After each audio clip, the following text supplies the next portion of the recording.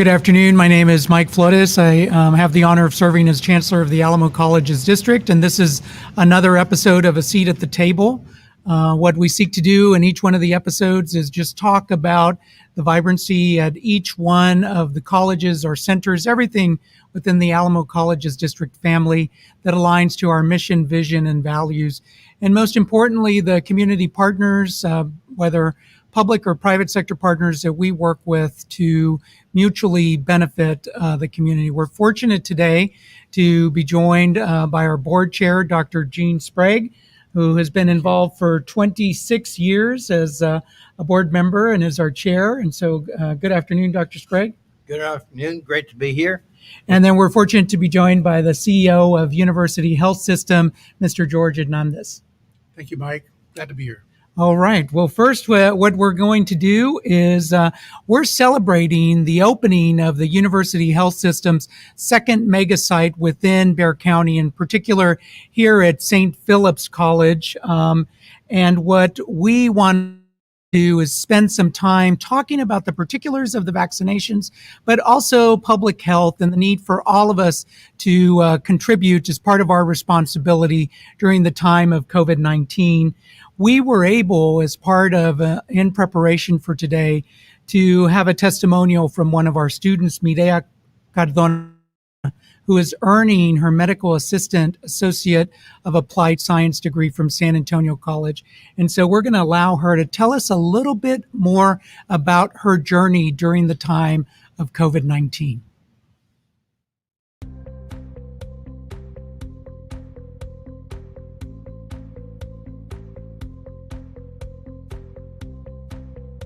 I moved here about 3 years ago, and I had been a stay-at-home mom for about 4 years, and I was looking to get into a career. Decided to try out medical assisting because it would be a nice kind of foot in the doorway to get into the medical field in a relatively short time frame compared to other healthcare careers.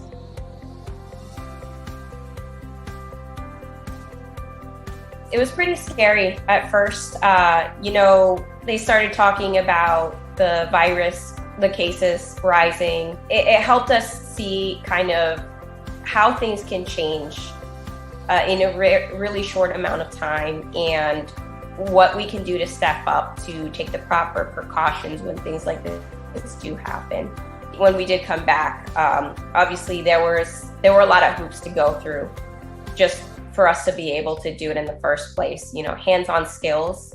That's not really something that can be done virtually. So we had to, at some point, come back to campus. Thankfully, we were able to, and we were able to do it safely. We did go above and beyond safety-wise to make sure that we were able to do everything safely. And I do feel like that it definitely prepared us on a couple of fronts there. We learned how to do what we would be doing in the clinics or at a hospital if we worked at a hospital. But also we learned, the safety precautions. That was very important. It was something that was stressed to us constantly.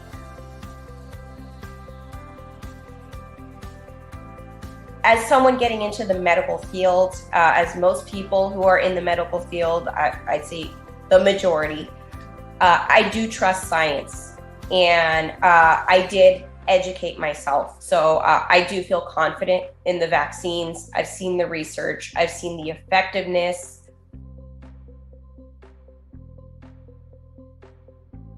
It's been difficult for a lot of people to get vaccinated, the people who do want to get vaccinated. And, now Texas has opened it to all adults, which is great. I'm really glad that we've kind of gotten to that point.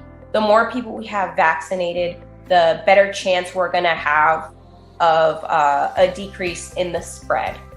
Having a place nearby, right within their community, is going to help with that accessibility.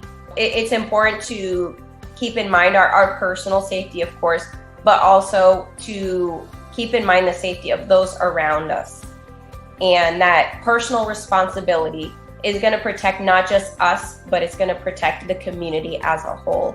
And it's important to put in as much effort as we can to make sure we're looking out for the interests of the community at large so we can all continue on with our lives.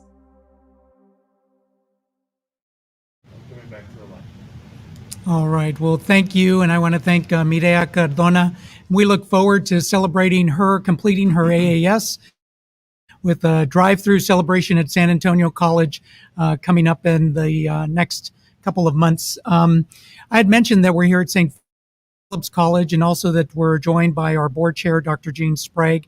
And so we wanted to set a little bit of the community context, Dr. Sprague, with the relationship of Alamo College's district, and in particular that we're here at St. Philip's College, Point of Pride and the East Side. And can you provide us with a little bit of context related to St. Philip's College and their role within our larger Yes. family? Yeah, it's very significant and pivotal that SPC has been selected by University Health to be a primary vaccination site on the east side. As you know, St. Philip's has had a presence here on the east side for over 120 years, and it's been the center of the community for all that 120 years. Because of that, it serves as a very trusted site, a trusted contributor to the community, and as such has provided confidence to the community that the vaccinations are important and that they actually serve the community well. As a board, we have worked with the Chancellor and with University Health to advocate all of our campuses as vaccination sites, with a priority of a vaccination site here at St. Philip's to serve the medically underserved community of the East Side. I would like to give special recognition to our trustee of District 2 on the East Side for her contribution and advocacy for this site. Lori Ray has served this community for many, many years in many, many roles, and it's great to have her as a trustee representing this community. She, as an advocate, she's worked with the various community groups, including churches and other advocacy groups, to encourage the community to get vaccinated. And those community groups have been very interested in getting this done. Now, through her advocacy, the board's advocacy, and University Health, that opportunity is now available. So thank you for the question. Yes, sir. Yeah, and we were actually here, Dr. Sprague, about this time a week ago for the launch of the vaccination clinic with our partners from University Health System. One of the things I remember that stuck with me from Trustee Ray, as she mentioned, she's a fourth generation District 2 resident. So I think that we are fortunate to have her on our board. Indeed. And just a quick little story. When we came down here at the start of vaccination, as you mentioned, there was a little story about the word got out that it was going to be a vaccination site. We had 100 people from the community show up a day early, and just shows the eagerness of the community to get vaccinated and the value of University Health providing it. Yes, sir. I think that's a perfect segue, Dr. Sprague. And so I'm going to ask our guest here, Mr. Hernández. One is, we know it's been a long year. The other is we know that December of 2020 was particularly pivotal with the arrival of the first vaccines. And then you mentioned last week, George, the vaccine is one thing, the arrival of the vaccine, but then we moved to vaccination. Right. And so in mid-December, it was the arrival of the vaccine, but later on in December, it was then the vaccination process. And so can you tell us a little bit about that, and in particular, why we're here at St. Philip's College then? Sure. I think I mentioned last week that vaccines don't save lives, vaccinations do. So it's important to get shots in arms, Yes. not just vaccine in shelves. And so we looked we looked strategically as to how we could become a major player in the vaccination process when we received the vaccine. We received the vaccine around December 17th, and the very next day we started vaccinating our own health system employees. And I'm happy to say that we are beating the national average at University Health for the number of health system employees who've gotten the vaccine significantly. But we knew that San Antonio was not going to be safe, Bexar County was not going to be safe until we could vaccinate the community at large. When we received the vaccine, we received it at 27 different locations. We received 300 vaccines at this clinic, 700 at that clinic, 400 at another clinic, and we knew we could not be efficient and have a way to vaccinate the community. And the community would be going from location to location. The vaccine would be all gone by the time they got there. There'd be long lines, and so we decided between Christmas and New Year's that we were going to consolidate all the vaccine that we received, which was about 10,000 doses, 9,800 or so, and have one location. And we already had a training center at Wonderland Mall of the Americas. And we knew there was plenty of parking, and the mall had allowed itself for expansion for us to put in the infrastructure. We already had a lot of the infrastructure, but we needed a little bit more. We needed to have places for people to get the vaccine. And the mall was very collaborative. And so we turned around, and on January 4th, which is the first day, we opened the mall for vaccinations. We vaccinated 1,500 people. That would not have been possible had we kept it at the clinics. Mm-hmm. And it went very smoothly. And we've improved since then to the point that last week we vaccinated 7,000 persons per day at Wonderland. That's first and second doses combined, but a lot of vaccinations. It was the right decision to do that. Where does St. Philip's come in? Yes. St. Philip's comes in because we needed a location somewhere else. A different part of town, places where the internet didn't reach as easily. Land works fantastic because it for those people who are tech savvy and can have internet connections and can plug in, they can get a vaccination fairly quickly. But for those who are not tech savvy, not everyone is, and I think of my parents. And some of my relatives who are not tech savvy do not have internet, and some may not even have transportation. So we started to look at other ways to enhance the vaccination process in Bexar County. And so one of the things we did is we partnered with folks. And so the Alamo Colleges is one of many partnerships. We originally partnered with you all to vaccinate your employees. Remember when Yes. So it was very important for us. The state gave us guidance and said 65 years and older and people with underlying health conditions, but they didn't tell us how to do it. And so we thought it was important that we structure and vaccinate those people in critical roles like teachers and people at both secondary, primary, and colleges, and vaccinate them if they fit the qualifications. And as the qualifications came down, we would add more people. So but we couldn't do it ourselves. So we partnered with Alamo Colleges, partnership with St. Mary's University, with Carterwood College, with all the school districts, all 17 school districts in Bexar County, to enhance the vaccination rate. And now we're turning our attention to the community in a larger way. And St. Philip's is going to play a pivotal role in vaccinating folks who live in this area who have a problem with not having the internet access and transportation, because it makes it easier. And I'm happy to say that because of the vaccine is now more readily available in April than it was in January, we can have walk-in now. Right. And that does not interfere with our ability to be efficient. That's great. So we are, in fact, are excited when we launched, had the announcement last Thursday. One of the things that was mentioned was here at St. Philip's College that you can walk in from 3 to 5 p.m. So no appointment is necessary. As you mentioned, Mr. Hernandez, you don't have to You don't have to call a number multiple times. You don't have to register online. You can just come to the St. Philip's campus and walk in from 3 to 5 p.m. Monday through Friday.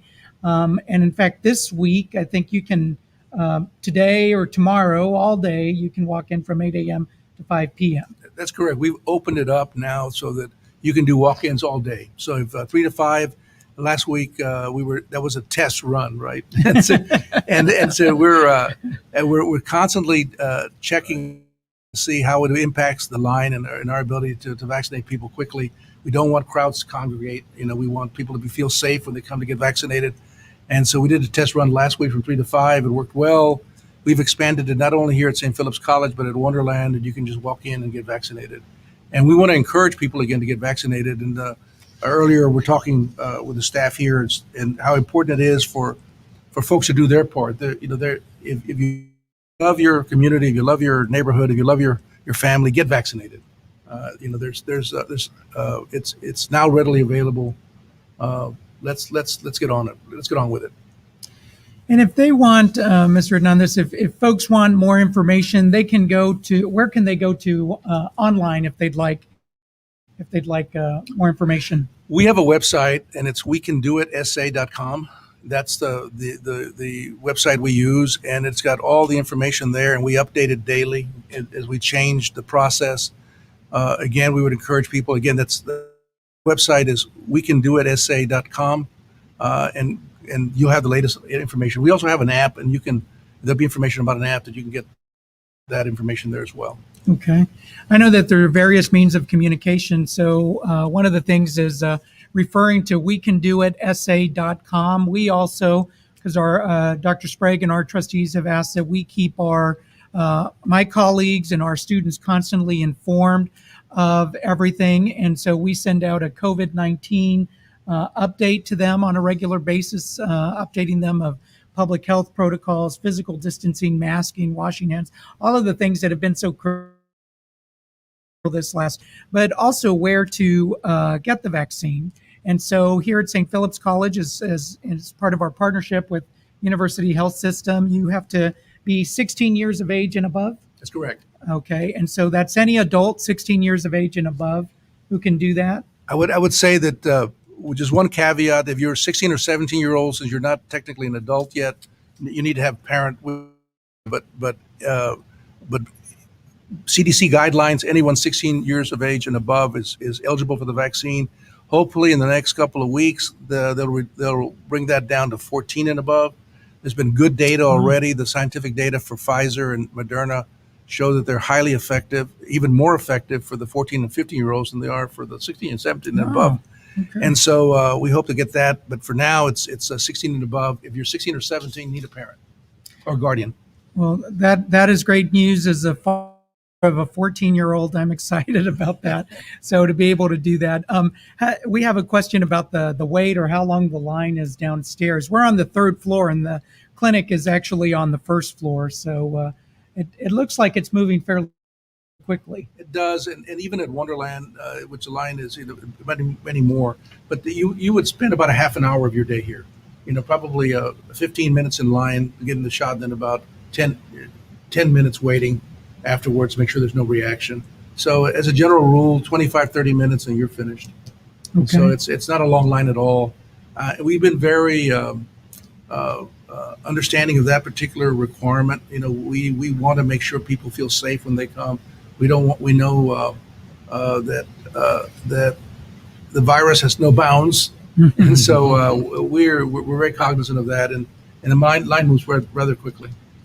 I know, George, one of the things that conversation items, we have this conversation with at our board meetings and also at the colleges with my colleagues and with students. What do you think? I know 600,000 adults within Bexar County, right, have received at least one dose of the vaccine. Over 300,000 are fully vaccinated with both doses. What does the fall look like? What do you think? What can folks be mindful of for the fall? If we keep vaccinating at the rate we're going, I think by midsummer we're going to have a significant amount of the population vaccinated enough to hopefully get herd immunity. It depends, I guess, on the tail end. The first people to get vaccinated are always the most motivated. We need to make sure that that motivation continues for the next couple of months, so we get to at least 80% of the population vaccinated that is eligible. I've heard numbers from Dr. Fauci, somewhere between 80 and 90% is what you need for herd immunity. We want to get back to normal. We want to go back to Spurs games. We want to go back to Mendoza. We want to go back to Fiesta Week. We want to go back to all the things we love to do in San Antonio, and we can't get there unless we all get vaccinated. All right. Well, one of the other questions is how many vaccines are available? I guess on a daily basis, what would you say? How many vaccines are given at the Wonderland and here at Phillips College site? At Wonderland, we can give up to 7,000. But last week we were averaging about 6,600 a day. Here we can give up to 1,000, and we fix 1,000 syringes with. We're averaging here about 700, so we have room for people to come and get vaccinated. There's not a shortage of vaccine at either of these two sites, and so if you want to get vaccinated, just come on down. 8 to 5 at St. Philip's and 8 to 8 at Wonderland. And then what would you say to folks who are hesitant to take the vaccine? So we know now that there is ample supply for individuals that are willing to get the vaccine. It seems now that it's very convenient. We talked about being able to walk in here at St. Philip's tomorrow. When it opens, you can walk in and get the vaccine, or in the afternoon. But we know some folks are still hesitant to do that. What would you tell them? Obviously, it's a personal decision, and every person has to weigh that issue for themselves. And I would not be critical of anyone making a decision not to get vaccinated. But I would encourage you to look at the data, look at the facts, and the facts show that the vaccines are safe. Pfizer and Moderna, 150 million people have already been vaccinated. Very, very, very few side effects. We know that COVID kills. Moderna and Pfizer have had no deaths that I know of. They have side effects, but those side effects are telling you that the vaccine is working. They're not they're not side effects that you're getting sick. The vaccine is your antibodies are kicking in, and so in my case it was a very mild side effect. But I would encourage people to look at the data. It saves lives, and encourage people to get vaccinated.